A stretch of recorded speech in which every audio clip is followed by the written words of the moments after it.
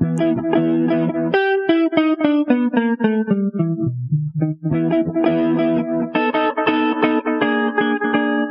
pessoal, tudo bom? Aqui é Duda Villanova e eu tô super empolgada de estar mais uma vez com vocês nesse episódio de podcast e eu tô muito bem acompanhada hoje. Oi pessoal, aqui é a Maria Amélia.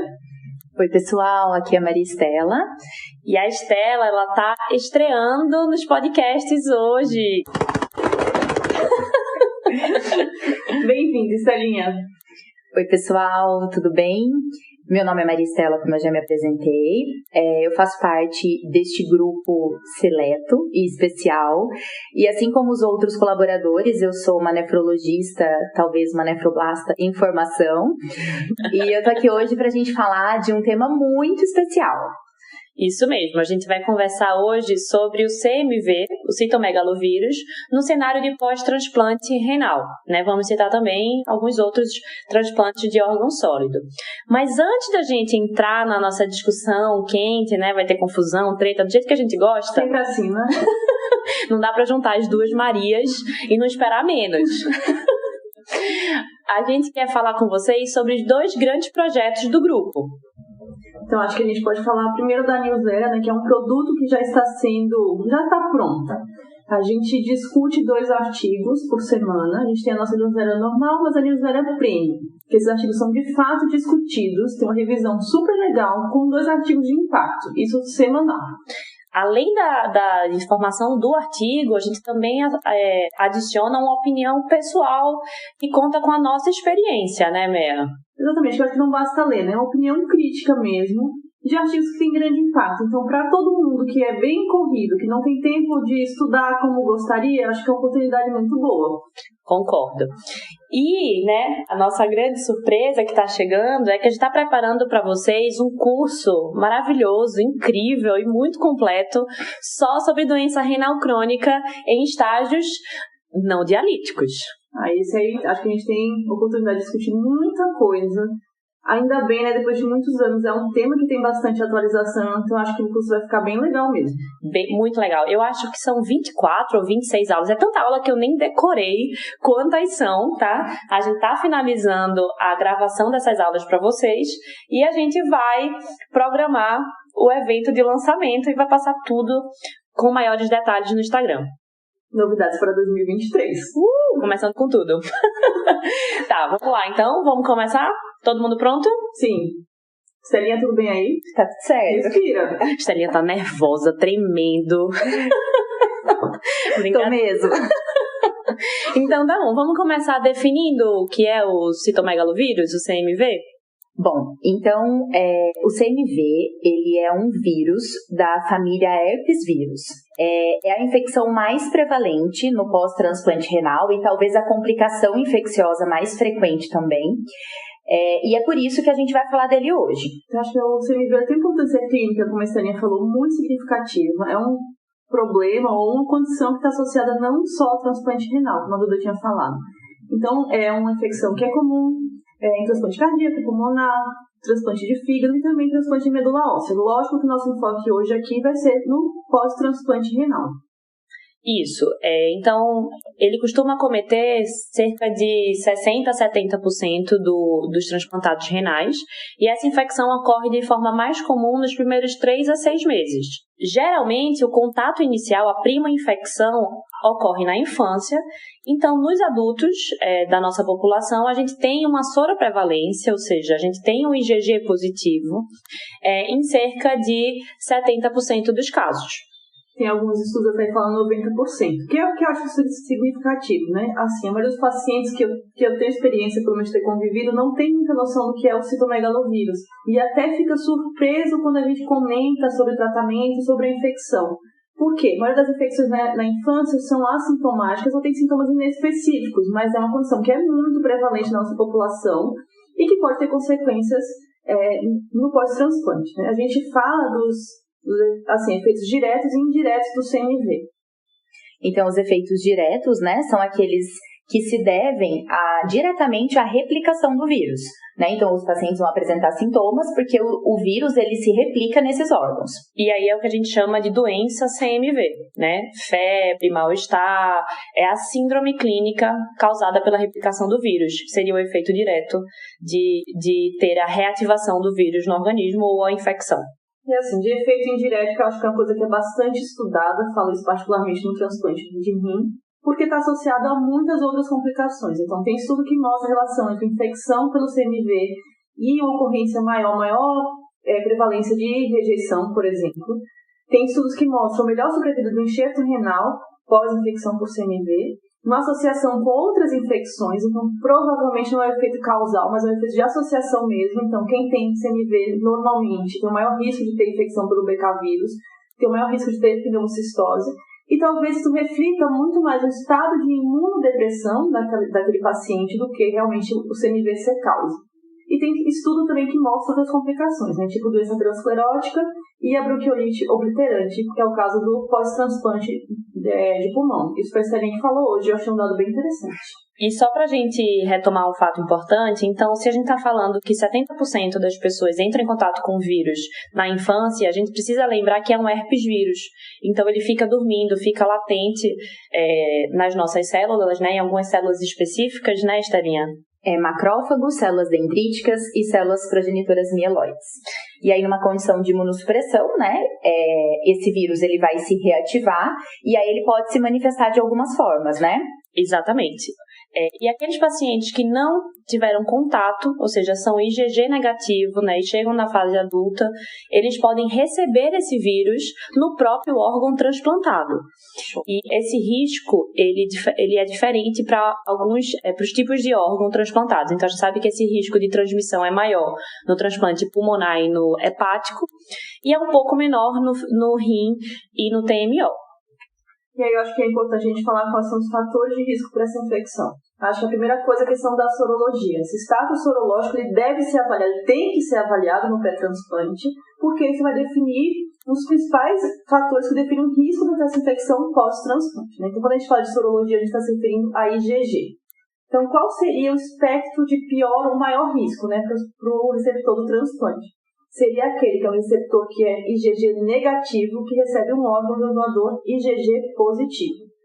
Se o receptor é IgG positivo, ele vai ter um médio risco, e o espectro de menor risco seria um doador e receptor IgG negativo.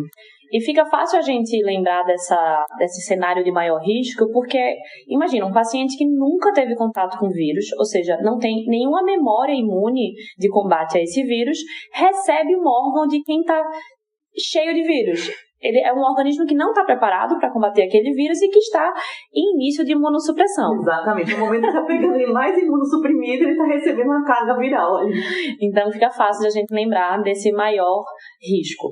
Outra situação de risco, né, outros fatores de risco possíveis é o uso de micofenolato, né, como terapia imunossupressora de manutenção, em situações em que eu trato rejeição ou que o paciente faz uso de corticoide, né, porque nessa circunstância a gente intensifica a imunossupressão do paciente, favorecendo a reativação do vírus. Eu citaria ainda também a questão do esquema de indução. Então, eu trabalho num serviço que usa a timoglobulina como esquema de indução no transplante. E a timoglobulina também é um fator de risco para a infecção por CMV. Isso, já que a timo, ele cursa com leucopenia, né, linfopenia, por ser um depletor de linfócitos, a gente vai ter um favorecimento à replicação viral após o uso. Então, perfeito, a gente falou que ele pode se manifestar de algumas formas, né? Como é que o CMV pode aparecer para a gente no contexto de pós-transplante renal? A primeira situação é quando eu falo sobre a infecção pelo citomegalovírus. Nessa circunstância, eu vou observar a replicação viral, né? E depois a gente vai falar sobre os métodos diagnósticos, mas é a replicação viral sem sintomas. Atenção para os saudosos da viremia de CMV. É o que a gente chamava de CMV viremia, ou seja, aquela infecção ativa assintomática. Então, assim, só para a gente pensar um pouco também, você pode estar naquele estado latente, né? Que seria aquele paciente que tem um IgG positivo, ou seja, teve a infecção em algum momento da vida dele, agora ele não tem replicação viral e tem um estado sorológico, que pode até conferir algumas vantagens para ele, se a gente vai pensar na manifestação clínica, né?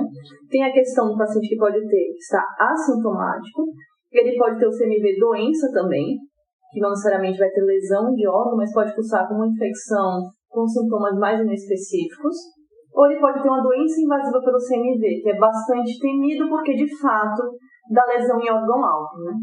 Exato, né? Então, a doença invasiva é quando o paciente tem evidência tecidual, né, de uma alteração citopática pelo vírus. Lembrando, né, que se o paciente tem uma doença pelo CMV que se manifesta na retina, a gente não precisaria, né, de uma biópsia de retina, bastaria alterações de fundo de olho que são sugestivas. E se o paciente tem meningoencefalite pelo vírus também, não precisa de uma biópsia do sistema nervoso central, bastaria um líquor, né, com PCR positivo para o CMV. Ou seja, são evidências de que o vírus está naquele tecido específico e replicando, né? Nos outros cenários que não retina e sistema nervoso central, a gente busca sempre o vírus no tecido, por alterações citopáticas morfológicas ou imunohistoquímica. E assim, eu acho que a gente não deixa esse estado de doença invasiva, né? Porque a gente é muito ativo em relação ao diagnóstico. Mas eu acho que é importante falar, assim, paciente que muitas vezes tem sintoma gastrointestinal ou tem hemorragia digestiva nesse contexto do pós-transplante, a gente tem que estar atento para a possibilidade de infecção pelo CMV mesmo. Então, outra coisa que para nossa atenção também é que o paciente começa a cursar com a leucopenia muitas vezes. Então, a gente tem aquela fase mais ativa de diagnóstico, tem aquela fase mais ativa que a gente procura, mas às vezes vale a pena a gente investigar, por exemplo, um paciente que persiste com a leucopenia que não tem outra explicação. A gente tira a medicação, ele não melhora. Tem muito sintoma gastrointestinal, ele não melhora. De repente faz um sangramento digestivo. Isso pode ser porque ele está com a doença, de fato. Falando um pouco mais do CMV doença, né, dos sintomas, a gente tem alguns critérios que a gente pode preencher, né, no caso 2 critérios dos 6, que apontam para a gente para o diagnóstico, que seria febre, né, mal-estar ou fadiga, leucopenia, como a Meia falou, presença de linfocitose atípica, trombocitopenia ou elevação de transaminases. A gente no final vê muito pouco, né, isso daí, mas acho que a gente tem que estar atento pela possibilidade. Às vezes a gente não consegue pegar o diagnóstico naquele momento que ele está assintomático.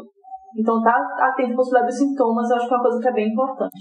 Acho que na nossa prática, a infecção ativa, né, a replicação viral associada à diarreia, é o que a gente mais enfrenta. Vocês concordam? Concordo. O que eu pensaria em outros sintomas em relação à febre, às vezes o paciente está mais prostrado, começa a fazer uma leucopenia, às vezes é um transplante tardio aí, que a gente já não pesquisa mais ativamente o CMV, mas ele pode vir associado a um outro estado de imunossupressão.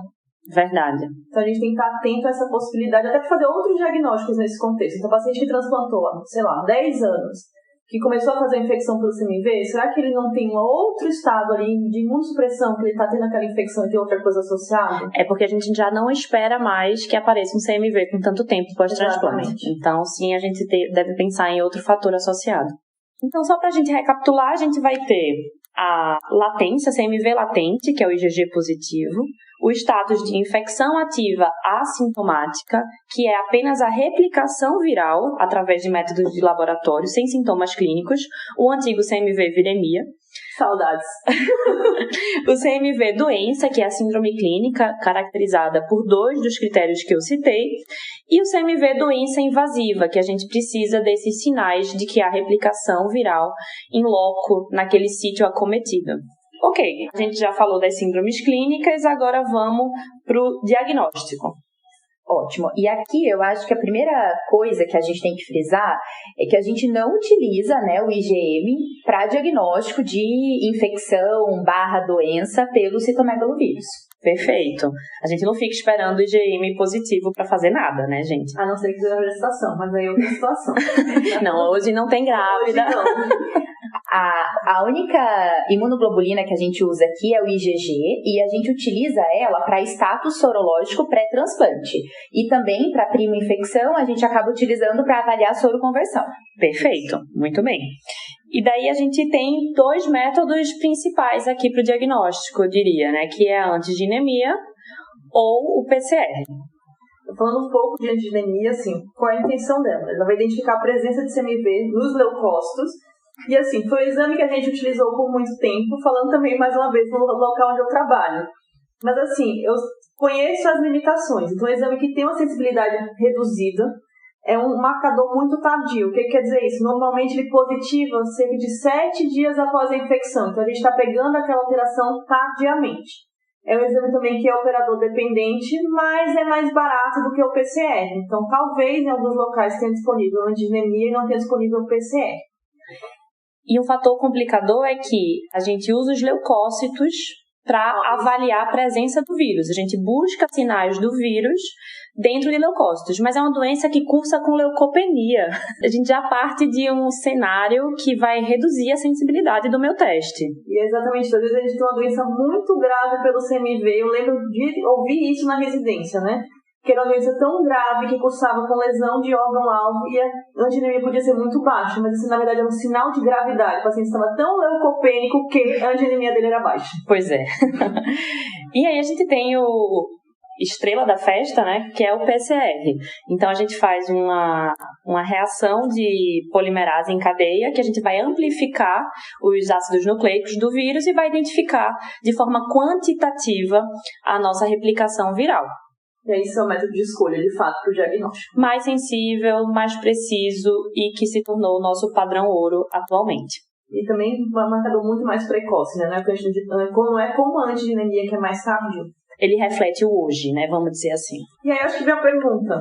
Para quem que a gente vai pedir PCR, então? É o geral? É para todo mundo? Como é que a gente vai manejar o cenário, né?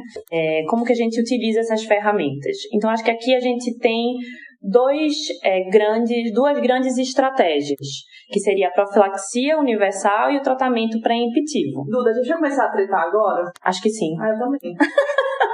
Estelinha, segura. Tá bom. Vamos lá, então. Em relação à terapia preemptiva, né? O que seria a terapia preemptiva? São pesquisas seriadas, né, do vírus que a gente faz para alguns pacientes, que são aqueles pacientes de maior risco. E aí é muito de protocolo institucional, mas em geral é feito semanalmente, no primeiro mês, até o diagnóstico e a partir do 21º dia, tá? E qual que é o objetivo, né, da terapia preemptiva? É você detectar a replicação viral precoce antes do paciente ter sintomas, né? Então, para que a gente não tenha o CMV doença, que é o que a gente falou desde o início, tá? Perfeito. Falando um pouco assim, também da realidade, como a Estelinha falou, é muito protocolar. Onde eu trabalho, a gente não pesquisa PCR para todo mundo. A gente pesquisa para todo mundo que é uma pré-infecção. Então, o paciente que não tinha IgG positivo é pesquisado ativamente, independente do esquema de imunossupressão que ele vai fazer. A outra situação é também paciente que faz micofenolato como esquema de manutenção ou pós-rejeição. Perfeito. E aí, quando iniciar e com que frequência repetir, de novo, cada instituição define o seu protocolo. Mas, de forma geral, aqui a gente tem duas instituições diferentes juntas. A gente inicia o PCR a partir do 21º dia no pós-transplante. Costuma fazer semanalmente por 60 dias. Depois, quinzenal no último mês, e interrompe a vigilância após 90 dias de iniciado. Certo, Mel? Eu não vou nem brigar pela questão de tempo. Como ela falou mesmo, é institucional. É mais ou menos dessa forma. O importante é que seja feito no período inicial do transplante. Acho que isso deve ser frisado, né? Porque é aquele momento em que o paciente está mais propenso ou em maior risco de ter infecção pelo CMV. E a outra questão é que existem trabalhos também que provaram que não vale a pena ser tão precoce. Então, esse 21º dia não é de graça, né? A partir desse momento que a infecção torna-se mais frequente também. Perfeito. E pós-rejeição, a gente costuma começar a partir do 7º dia do tratamento, que também é quando a gente começa a ver com maior frequência a replicação viral. Show. E aí, em relação à profilaxia universal? Opiniões. Tá bom, ela é cara.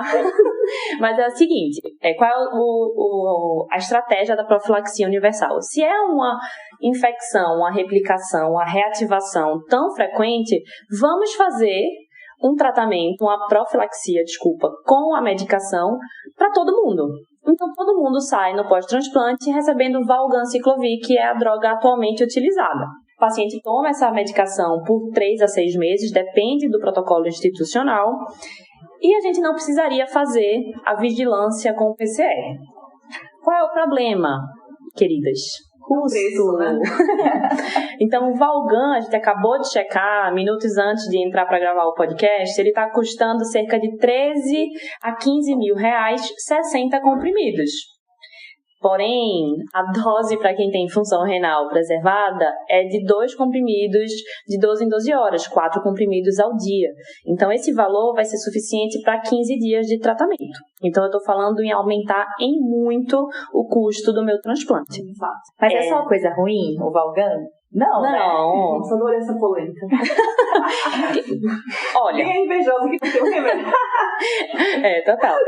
Ele diminui a frequência da replicação / infecção / doença do CMV, porém uma taxa significativa de doentes ainda vai ter todos esses problemas uma vez que a medicação é suspensa. Cerca de 18 a 20% dos pacientes vão apresentar tudo o que a gente falou de forma tardia, 3 a 6 meses depois, quando a gente tira a medicação. Mas eu acho que a gente tem que falar de vantagens também, né? E a questão de o menor risco de outras infecções por herpes também deve ser citado, isso é uma vantagem. Talvez tenha a questão da tolerância também do valganciclovir, né? Que não é das melhores. A medicação tem muitos efeitos colaterais associados, principalmente leucopenia, o que pode dificultar a sua tolerância. Hoje a gente até tem outras medicações aparecendo, né, Estelinha? Temos sim, Duda. O Letermovir é uma medicação nova que foi aprovada, né, no Brasil para profilaxia de CMV, mas ela não foi aprovada para tratamento, né, para pacientes que fazem transplante de órgão sólido. Então, ela só foi aprovada para TMO. Mas é sim uma medicação que é muito promissora. A gente tem alguns estudos ainda, né, ocorrendo no cenário de transplante de órgão sólido. E ela é promissora porque a mielotoxicidade dessa medicação é muito menor. Isso, a gente teve uma publicação recente que comparou a profilaxia feita com Valgan versus a profilaxia feita com Letermovir. 601 pacientes foram randomizados para braços iguais. As medicações foram utilizadas por 6 meses e que mostrou que o Letermovir tem a mesma eficácia quando usado na profilaxia universal, com muito menos efeito colateral. Então, cerca de 4% dos pacientes precisaram suspender o Letermovir, enquanto 14% precisaram suspender o Valgan. Tá? Então, acho que bem promissor, né? É promissor. Eu acho que não foi aprovado no Brasil ainda, acho que foi FDA só. Eu acho que eu disse que sim. Mas vamos esperar, vai chegar. Então, a gente falou um pouco da profilaxia, do manejo do tratamento preemptivo. E quando a gente vai fazer o tratamento preemptivo, para quem a gente faz? Quando a gente vai começar a medicação? Então, a gente usa, como eu falei, de PCR, né? Se tiver disponível PCR, é o método de escolha. E aí, o valor de PCR que a gente inicia o tratamento preemptivo é que é variável. Por que eu falo que é variável? Para a prima infecção, ou seja, aquele paciente que era IgG negativo antes do transplante, a gente começa para qualquer valor positivo de PCR. Então, você tem um PCR de 50 aí, outro de corte de 31, PCR de 32, a gente já começa o tratamento. Diferente do paciente que tinha IgG positivo pré-transplante. Para esse paciente, a gente vai iniciar o tratamento quando o PCR é acima de 5.000. Perfeito. E aí, a gente vai fazer monitorização semanal de PCR, né? Então, a gente começa o tratamento e aí faz monitorização semanal e vai suspender o tratamento e aí o valor é variável. Mas, usualmente, na infecção, que não é mais a infecção primária, a gente suspende com PCR abaixo de 180 a 250, varia de acordo com o protocolo. E naquele comprimido infecção, a gente espera a negativação do PCR. Perfeito. E a gente precisa fazer pelo menos 14 dias de tratamento, se não for uma doença invasiva, e pelo menos 21 dias de tratamento em qualquer cenário com doença invasiva. Passado esse período mínimo, o PCR vai guiar a nossa suspensão. Show. E aí, para quem usa antigenemia, normalmente a gente tem um período maior. A gente espera a negativação da antigenemia mais uma semana para suspender o tratamento. Perfeito. Considerando que a antigenemia ela tem uma resposta meio atrasada, desvinculada do cenário do paciente atual, a gente negativa a antigenemia e prorroga mais 7 dias o tratamento a partir da negativação. É uma questão de segurança mesmo. Né? E uma coisa que nós esquecemos de falar, meninas, é sobre a correção dessas drogas para função renal. Nossa, né? A gente falou do Valgan. O Valgan pode ser usado para o tratamento ou para profilaxia universal. E a que a gente usa de forma mais comum, né? É o ganciclovir, né? É o ganciclovir. Como é que corrige, Estelinha? por Crocroft-Gout. Não esqueçam. E isso é importante, de fato. Assim, eu era muito contra isso, né? Porque não vejo sentido a gente não usar o CKD. Mas, na verdade, tem um sentido. Os trabalhos foram feitos com Crocroft. Então, não tem sentido a gente usar outra formulação. E muda de forma significativa a dose feita pelo paciente, tá, gente? Então, tem que ser feito da forma correta, porque não utilizar a dose adequada pode ser um fator para resistência. Vamos para resistência, então? Qual que é a definição da resistência? Calma, gente. Os cuidados pós-tratamento. Tratou e acabou? Como é que é? Desculpa, esqueci. Eu tô querendo correr. Bom, então depois que a gente encerra o tratamento, né, a gente precisa acompanhar e monitorizar esses pacientes de forma sistemática, e aí a sistematização cabe também a cada serviço, é protocolar. No nosso serviço, a gente acompanha no primeiro mês semanalmente, e a partir do segundo mês, até completar 3 meses ou 90 dias, a gente acompanha o paciente a cada 15 dias, com o PCR. E aí uma coisa que eu acho que é legal, assim, os pacientes que tiveram prima infecção, após o término do tratamento, a gente fazer uma sorologia. Porque se ele soroconverteu, caso ele tenha uma nova infecção, ele vai se comportar como um paciente que não é mais prima infecção. Seria o CMV que a gente chama de CMV secundário. Perfeito. Antes da gente correr para resistente, como eu queria antes, mas agora eu mudei de ideia, a gente podia falar dos pontos fortes e fracos de cada uma das estratégias, né? Terapia, tratamento preventivo e profilaxia universal. Falando um pouco do tratamento preventivo, que é o que eu estou mais acostumada, acho que vantagens, assim. A gente não vai passar uma medicação para todo mundo, né? Menos um remédio e é menos um custo no cuidado do transplante, né? Mais uma vez, o custo muito elevado do Valganciclovir, que é a medicação que a gente usa atualmente para profilaxia universal. Tem um outro lado. Esse paciente ele precisa ser avaliado semanalmente e quinzenalmente. Então, assim, isso para instituições que veem o paciente com essa frequência no começo do transplante é muito tranquilo. A logística pode ser difícil. Isso. Porque, assim, quanto tempo demora o PCR para CMV em cada lugar? Tem médico suficiente, né, para atender, para ver tantos exames? Então, montar essa logística pode ser um grande desafio. É que a gente está num cenário que essa logística já funciona de forma muito natural. Então, as coisas fluem, mas isso pode ser um ponto que dificulta. Acho que um outro ponto também é que a gente não tem essa questão de depois que eu acabei a profilaxia, já que eu não estou fazendo profilaxia, eu não tenho esse temor do CMV pós os 3 ou 6 meses, né? A gente é mais tranquilo em relação a isso. Vê que o maior risco são com 3 meses e depois isso a gente dá uma tranquilizada mesmo. Então, acho que isso seria um ponto positivo para o tratamento preventivo. E a gente está muito atento, assim, acho que a gente não põe o paciente em risco porque a gente trata ao primeiro sinal de replicação. As duas são efetivas ao que se propõe. O objetivo é reduzir a doença. E acho que outro ponto também é que nessa fase inicial do transplante, né, nesse PO não tão tardio, exato, o segmento ele é semanal, pelo menos no nosso serviço, então o que acaba facilitando esse rastreio, né? Então não dificulta como dificultaria se a gente fizesse, por exemplo, a profilaxia universal. Perfeito. Acho que é isso, né, gente? Cabe muito a realidade de cada centro transplantador, né? Mas as duas formas elas são adequadas ao que se propõe.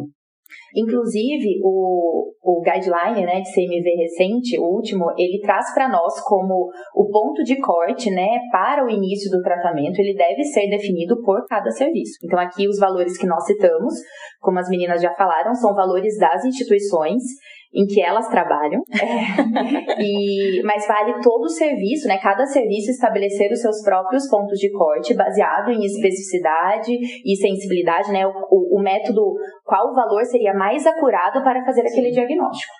Perfeito. Então, acho que agora a gente pode, né, correr para o CMV resistente. Show. Então, qual que é a definição, né, de resistência ao tratamento? É quando eu tenho a persistência de uma carga viral, apesar de uma terapia adequadamente realizada. Então, vale frisar que tem que ser adequadamente realizado. Perfeito. Tá? E a gente costuma avaliar alguns cenários que estão associados a essa dificuldade no tratamento do vírus, né? Deficiência de gama-globulina, então hipogama-globulinemia, é um cenário que favorece, que pode ser corrigido. A imunossupressão excessiva também acho que é um fator de risco, né? Importante. Perfeito. E a prima infecção, que a gente não tem muito o que fazer quando a gente está diante dela. E como a gente pode tentar contornar um CMV resistente? A gente pode diminuir a imunossupressão, a gente costuma geralmente suspender o micofenolato se ele estiver no cenário ou a terceira droga. A gente repõe imunoglobulina se houver indicação, a gente costuma fazer uma dose de 400 mg por quilo, dividido em 2 doses. E a gente pode aumentar a dose do ganciclovir em 50% a 100%. Eu não falaria assim, em questão de tratar CMV resistente, mas às vezes a gente usa isso daí até para prevenir novas infecções. Então a gente falou muito do micofenolato, que é associado, né, o maior risco de infecção pelo CMV, mas a gente tem estudo com outros tipos de medicação que talvez confiram alguma proteção. E aí entra a questão do emitor, everolina e cirolina, né, os principais. Que talvez eles confiram alguma infecção. Então também isso varia de conduta de cada instituição. Mas às vezes paciente que tem mais infecção por CMV, paciente que demorou muito a tratar, que a gente acha que tem um risco maior de ter infecção pelo CMV, a gente às vezes troca a imunossupressão dele, né? Começa a fazer um inibidor de mTOR no local do micofenolato.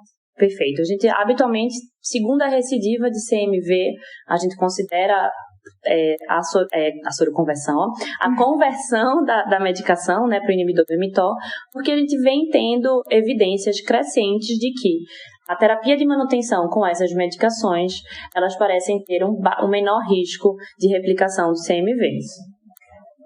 E o porquê, né, que utilizar o mTOR neste cenário diminui, né, o risco de infecção, é porque o vírus ele utiliza a via do mTOR. Então, uma vez que você bloqueia essa via, você acaba que diminui, né, a replicação viral. É claro que aqui a gente tem que lembrar que nos casos de prima infecção, isso não ocorre. Valeria a pena, então, a gente entrar com o inibidor de mTOR naquele cenário de pacientes, né, que tem um status sorológico de risco intermediário ou baixo. Porque o paciente que tem a prima infecção, ele não tem imunidade contra o vírus. Então, não adianta a gente entrar com uma medicação que inibe a via do mTOR, que a gente não resolveria esse problema. Justo. Talvez funcione para esses pacientes, por exemplo, se ele soroconverte aí para prevenir um segundo episódio, de fato, né? Perfeito. E se a gente fez tudo isso, né, reduziu a imunossupressão, a gente fez a reposição da imunoglobulina intravenosa, a gente aumentou o ganciclovir em 100% da dose e meu paciente persiste sem clarear a viremia. A viremia está aumentando. Bom, então nós temos aí o cenário de CMV resistente. E aí o que a gente tem hoje, a gente tem quase nada de opção terapêutica para essa população, para esse subgrupo. E esse é o problema, né? Porque a opção terapêutica que nós temos, que é o Foscarnet, é uma medicação que não é tão eficaz e, além disso, ela tem muito efeito colateral. Pode se preparar para as hipos, né? Hipos tudo. O paciente recebe medicação e quando ele não está recebendo medicação, ele está recebendo magnésio, potássio, tudo. Se você tiver disponibilidade de fazer uma avaliação genética do vírus, né, a genotipagem, ela está indicada nesse cenário. E mais recentemente a gente teve a liberação de uma nova droga. Show! O Maribavir. Exatamente. Ela é uma medicação que ela foi liberada para tratamento de infecção resistente. Então, o estudo que foi desenhado com essa medicação não contemplou como tratamento inicial para a infecção pelo CMV, mas já temos uma perspectiva de como conduzir esses pacientes, né? E um cenário muito legal dessa medicação é que parece que ela tem uma menor evidência de mielotoxicidade e de nefrotoxicidade também. Eu iria muito bem aí nessa situação. Iria muito bem. Rezemos. Então, gente, eu acho que a gente abordou os tópicos que a gente pretendia, concordam? Sim, total. Vocês querem mandar um take-home messages? Acho sempre válido, né?